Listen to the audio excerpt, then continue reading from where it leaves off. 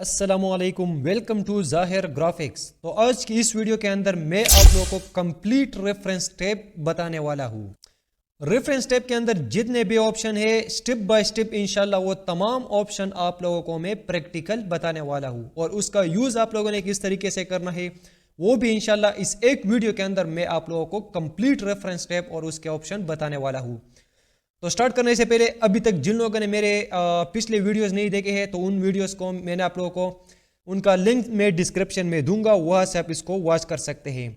उसके अंदर मैंने आप लोगों को होम टैब बताया था, इंसर्ट टैब बताया था, डिज़ाइन टैब बताया था और लेआउट टैब बताया था। और आज का जो क्लास है वो है रेफरेंस टैब। तो अब हम सीखने वाले हैं रेफरेंस टैब। तो चलिए स्टार्ट करते हैं। तो रेफरेंस टैब के लिए सबसे पहले तो मैंने ये एक डॉक्यूमेंट्स बनाया है और इस डॉक्यूमेंट्स के ऊपर मैं रेफरेंस टैब को इस्तेमाल करने वाला हूँ।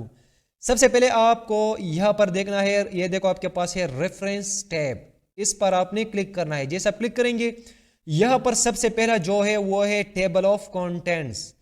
टेबल ऑफ कंटेंट्स को अप्लाई करने के लिए सबसे पहले हमें इन तमाम हेडिंग्स का एक हेडिंग बनाना है। तो मिसाल के तौर पर ये तमाम मेरे पास हेडिंग है।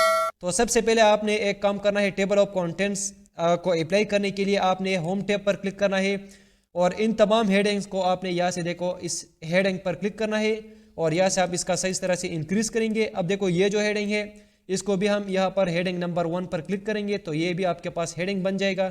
इस तरह आप नीचे आएंगे, यहाँ पर देखो आपके पास टाइप्स ऑफ कंप्यूटर है, इसको भी मैं यहाँ से हेडिंग बनाऊंगा कुछ इस तरीके से। यहाँ से आप इसका साइज बढ़ा सकते हैं, फिर से इसको आप बोल्ड कर सकते हैं। अब देखो यहाँ पर है एनालॉग कंप्यूटर, तो इसको भी मैं यहाँ से हेडिंग करूँगा। जब आप इसको हेडिंग करेंगे तो तब ये जो टेबल ऑफ कंटेंट्स है ये अप्लाई होंगे। तो सबसे पहले मैं जल्दी से इन तमाम हेडिंग्स को यहाँ से हेडिंग पर क्लिक करता हूँ और इसको मैं हेडिंग बनाता हूँ। आप लोगों ने भी स्टेप बाय स्टेप इस तरीके से इसको हेडिंग करना है। तो ये देखो मैंने ये तमाम हेडिंग्स बनाने हैं। तो इस तरह से आप लोगों ने भी इन तमाम कमांड्स को, ये जो हेडिंग है इसको आपने हेडिंग बनाना है। अब इसके बाद आप ये जाने कि टेबल ऑफ कंटेंट्स है क्या चीज़। यहाँ पर देखो आपके पास ये मैंने एक टेबल ऑफ कंटेंट्स बनाया है। इसका इस्तेमाल हम अपने बुक्स के अंदर करेंगे। जब हम किसी बुक्स को डिज़ाइन करने वाले हैं तो सबसे पहले पेज पर हम उस बुक्स के अंदर जितने भी हेडिंग होंगे, जैसा कि यहाँ पर देखो कंप्यूटर है, टाइप्स ऑफ कंप्यूटर, फिर उसके टाइप्स है, फिर सॉफ्टवेयर है, इस तरह से आप एक टेबल ऑफ कंटेंट्स बनाएंगे। तो अब हम चलते हैं कि हम किस तरह से इस तरह एक टेबल ऑफ कंटेंट्स बनाएंगे। तो इसके लिए सबसे पहले तो आपने एक ब्लैंक पेज लेना है। यहाँ पर मेरे पास ये पहले से एक ब्लैंक पेज है। अब सबसे पहले यहाँ पर आपने टेबल ऑफ कंटेंट्स पर क्लिक करना है। जैसे आप क्लिक करेंगे यहाँ पर देखो आपके पास यहाँ पर बहुत सारे टेबल ऑफ कंटेंट्स है। तो जो आप लोगों को अच्छा लगे वो आप यहाँ से सेलेक्ट कर सकते हैं। मिसाल के तौर पर यहाँ पर मुझे इस पहले वाले टेबल ऑफ कंटेंट्स को अप्लाई करना है। तो सिंपल मैं इस पर क्लिक करूंगा। जैसे आप क्लिक करेंगे तो ये डायरेक्ट आपके पास आपके डॉक्यूमेंट्स के अंदर जितने भी टॉपिक्स है वो ये काउंट करेगा। तो इस तरह से आप बहुत आसानी के साथ MS वर्ड के अंदर टेबल ऑफ कंटेंट्स क्रिएट कर सकते हैं।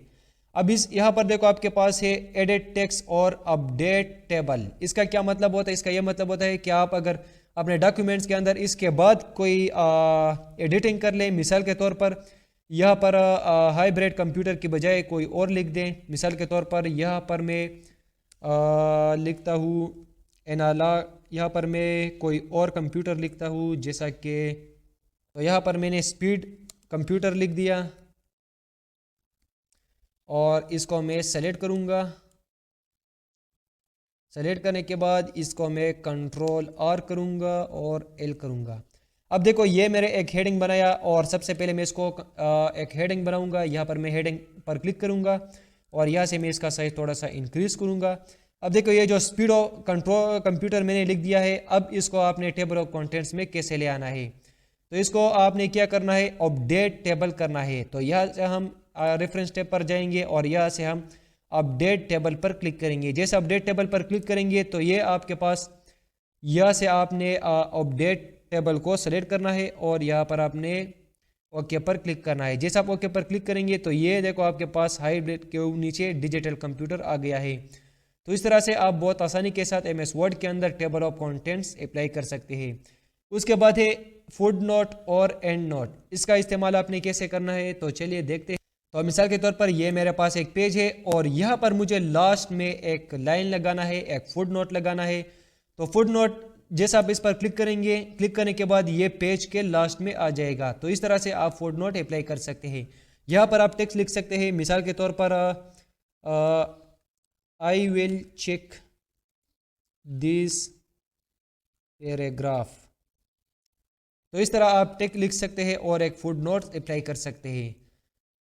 तो ये हम इसलिए अप्लाई करते हैं, मिसाल के तौर पर मुझे इस डॉक्यूमेंट्स को 3 दिन या 4 दिन बाद एडिट करना है, तो उसके लिए हम यहाँ पर ये फुट नोट लगाते हैं कि हमें पता चले कि इस टेबल ऑफ कंटेंट्स के अंदर मुझे एडिटिंग करना है। तो इसके लिए आपने एंड नोट और फुट नोट लगाना है। फुट नोट यहाँ पर पेज के लास्ट में आता है और एंड नोट जो होता है वो बिल्कुल डॉक्यूमेंट्स के लास्ट में बन जाता है। तो ये था फुट नोट और एंड नोट। अब इसके बाद है इंसर्ट कैप्शन, इंसर्ट सिचुएशन। इस पर आपने क्लिक करना है। क्लिक करने के बाद यह पर देखो मैंने ये एक सिचुएशन बनाया है। अब इसका इस्तेमाल हम क्यों करेंगे? इसका इस्तेमाल हम इसलिए करते हैं, मिसाल के तौर पर ये एक पैराग्राफ है और इसको मैंने गूगल से डाउनलोड किया है, तो उस अवतार का नाम हम यहाँ पर मेंशन करने के लिए हम सिचुएशन का नाम देंगे। जब हम किसी बुक्स को डिज़ाइन करते हैं तो उसके अंदर हम इस सिचुएशन कमांड का अप्लाई करते हैं कि जो पैराग्राफ हमने किसी वेबसाइट या गूगल से डाउनलोड किया है उसका नाम हम यहाँ पर मेंशन करेंगे। तो उसके लिए हम इंसर्ट सिचुएशन कमांड का अप्लाई करेंगे। तो सबसे पहले आपने इस पर क्लिक करना है। क्लिक करने के बाद यहाँ पर आपने एडिट न्यू सोर्स पर क्लिक करना है। जैसे आप इस पर क्लिक करेंगे तो ये एक बॉक्स आपके पास ओपन हो जाएगा। यहाँ पर हमें सबसे पहले टाइप ऑफ सोर्स सेलेक्ट करना है। तो यहाँ पर मैंने बुक्स सेलेक्ट कर दिया, जो कि मैं बुक्स के अंदर इसको अप्लाई करना चाहता हूँ। यहाँ पर आपने उस अवतार यानी उस शख्स का नाम देना है। मिसाल के तौर पर यहाँ पर मैं लिखता हूँ सलमान खान, ये उसका नाम हो गया। यहाँ पर आप कंप्लीट अवतार लिख सकते हैं। यहाँ पर आप उसका टाइटल लिख सकते हैं, ईयर लिख सकते हैं, कितने ईयर आप इसको इस्तेमाल करना चाहते हैं, सिटी क्या है, पब्लिशर का नाम यहाँ पर आप लिख सकते हैं और एडिशन आप यहाँ पर लिख सकते हैं। फिलहाल मैं सिर्फ यहाँ पर आप लोगों को समझाने के लिए सिर्फ नाम लिखता हूँ और यहाँ से मैं ओके पर क्लिक करता हूँ। जैसे ओके पर क्लिक करूँगा ये देखो आपके पास इस तरह एक निशान आ गया है। तो इस तरह से आप MS वर्ड के अंदर सिचुएशन को अप्लाई कर सकते हैं। तो उम्मीद करता हूँ कि ये कमांड भी आप लोगों को समझ आई होंगी। अब इसके बाद है बिब्लोग्राफी। इस कमांड का इस्तेमाल हम इसलिए करते हैं कि जो भी सिचुएशन हमने लगाया है, मिसाल के तौर पर इस डॉक्यूमेंट्स के अंदर मैंने कुछ सिचुएशन बनाया है, जैसा कि यहाँ पर देखो ये एक मैंने बनाया है जो कि मैंने ये पैराग्राफ गूगल से डाउनलोड किया है, इसलिए मैंने यहाँ पर एक सिचुएशन लगाया है। दूसरा मैंने यहाँ पर देखो यहाँ पर लगाया है, तो 2 सिचुएशन हो गए। इस तरह यहाँ पर मैंने एक और लगाया है, ये देखो ये। तो इस तरह मैंने ये जो 3 सिचुएशन बनाया है उसका एक लिस्ट आपने अगर लास्ट में यहाँ पर पेज के आखिर में बनाना है तो उसके लिए आपने बिब्लियोग्राफी का सेलेक्ट करना है। तो इस पर आपने क्लिक करना है, यहाँ से आपने इंसर्ट बिब्लियोग्राफी पर क्लिक करना है। जैसे आप क्लिक करेंगे तो ये देखो आपके पास इस तरह यहाँ पर आ जाएगा। तो इस तरह से आप बिब्लियोग्राफी का इस्तेमाल कर सकते हैं अपने डॉक्यूमेंट्स के अंदर। अब आप इसको बोल्ड भी कर सकते हैं, अंडरलाइन भी कर सकते हैं, इसका फॉन्ट्स भी बढ़ा सकते हैं, इसको आप सेंटर में भी कर सकते हैं। तो इस तरह से आप बिब्लियोग्राफी को क्रिएट कर सकते हैं अपने डॉक्यूमेंट्स के अंदर। तो उम्मीद करता हूँ कि ये कमांड भी आप लोगों को समझ आई होंगी।